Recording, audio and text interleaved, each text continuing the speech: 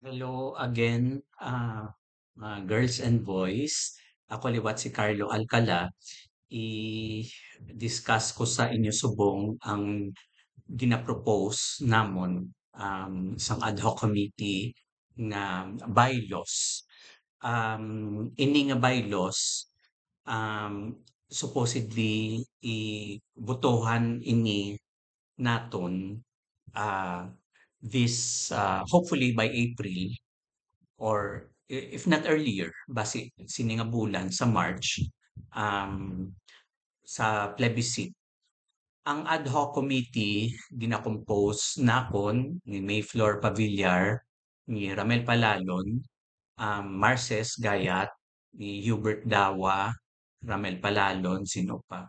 So, gin-consolidate namon ang ako gin-consolidate ko ang akon nga ginkuhaan nga source sini kag ang iya ni Mayflor Pavillar kay miara man siya sa iya organization kag gin-synthesize pag-isa namon kag gin-critique isa-isa ang mga provisions kung ano ang applicable sa aton.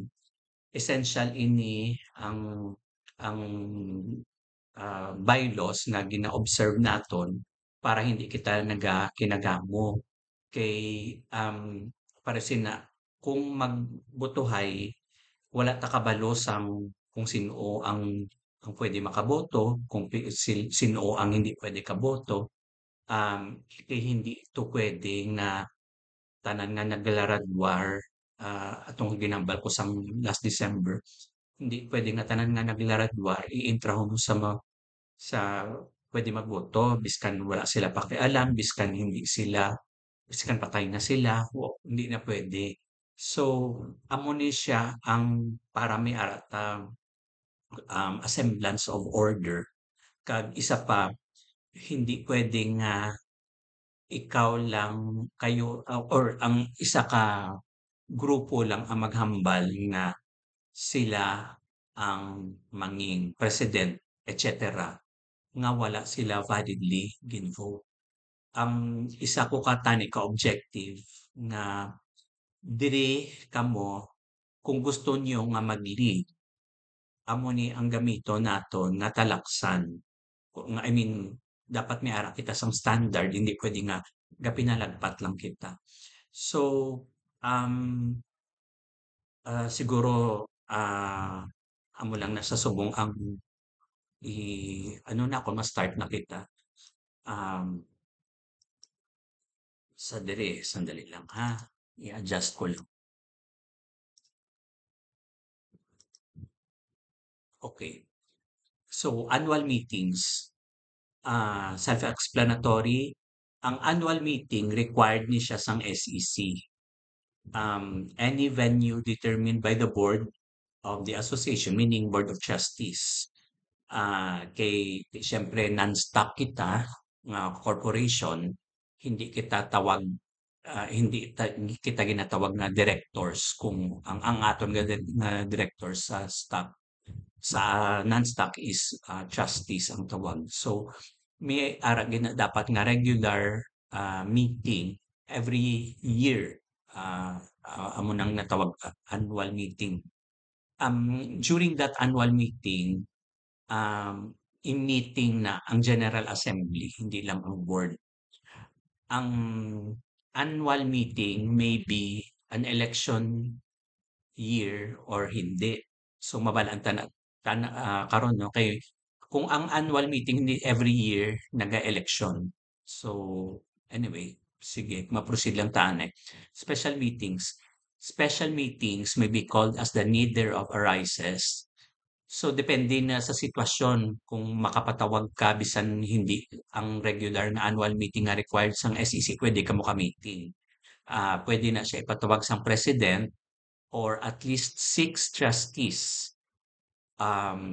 Ining 6 gin ba isa na ninamon kay ang akon original na proposal tatlo rotate sa dalay nga discussion we came up with 6K. It has to be substantial amount or upon the petition of at least 1/3 of the general membership.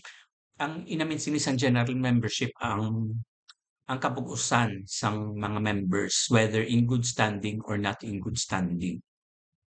Special meetings may be wholly or partially held online.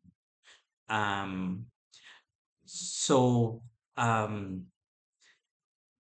depende na 'no sa sitwasyon puwede nga miara kita Zoom nga meeting, puwede man nga wala.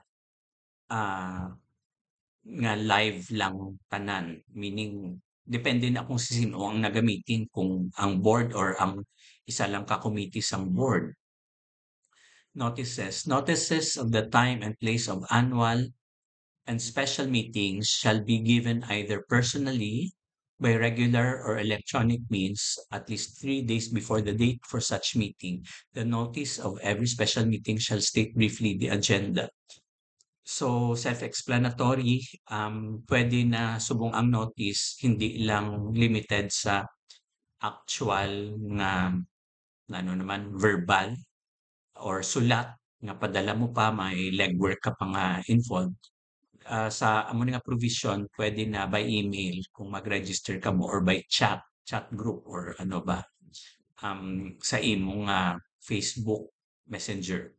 So, ang 3 days ginbaisan naman na namon kay ang akon nga proposal is 1 day lang, enough na.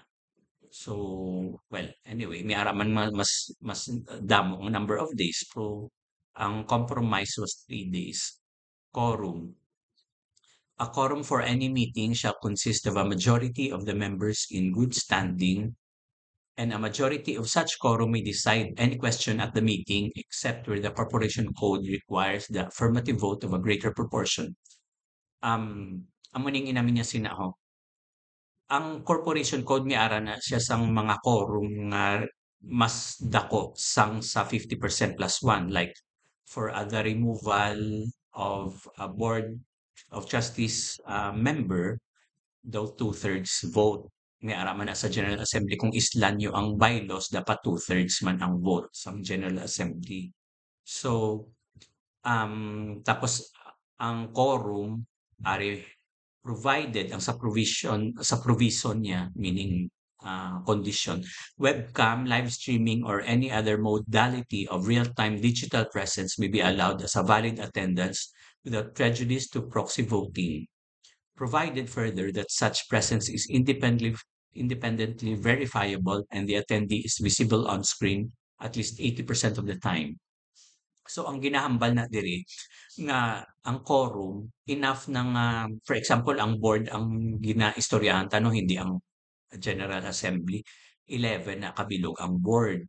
So ang majority vote niya ang majority para niya maka-quorum is 6.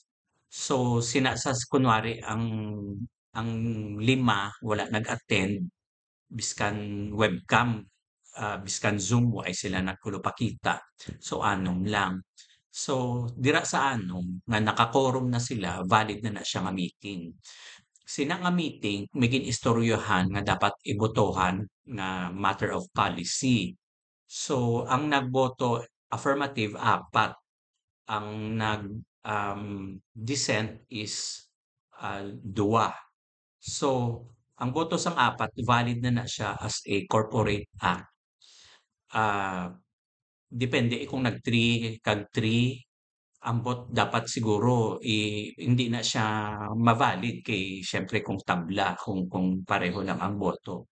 So mahulat naman na panibagong meeting kung saan-o nga may tiebreaker. Amo na nga 11 kabilog ang Board of Trustees. Nakabutang panada nga excuse me, without prejudice to proxy voting.